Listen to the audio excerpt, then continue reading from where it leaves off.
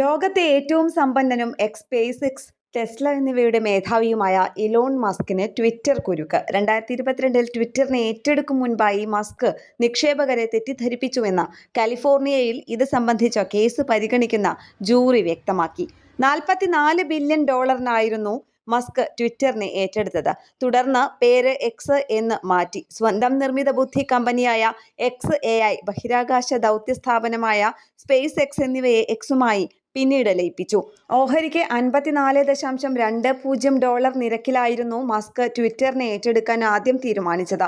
ഇതിനു മുൻപായി സാധാരണക്കാരായ നിക്ഷേപകരെ പോലും മസ്ക് തെറ്റിദ്ധരിപ്പിച്ചുവെന്ന് ജൂറി ചൂണ്ടിക്കാട്ടി.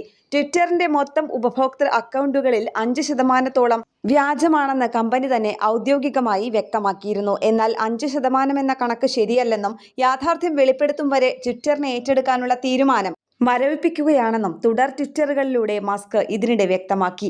ഇത് ട്വിറ്ററിന്റെ ഓഹരി വില 20% വരെ ഇടിയാൻ വഴിവെച്ചു. പ്രതിസന്ധി ഏറെക്കാലം നീണ്ടതിനാൽ നേരത്തെ നിശ്ചയിച്ച $54.20 താഴെയാണ് ട്വിറ്റർ ഓഹരികൾ വിൽക്കേണ്ടി വന്നതെന്ന് മുൻ ഓഹരി ഉടമകൾ കോടതിയിൽ ചൂണ്ടിക്കാട്ടി.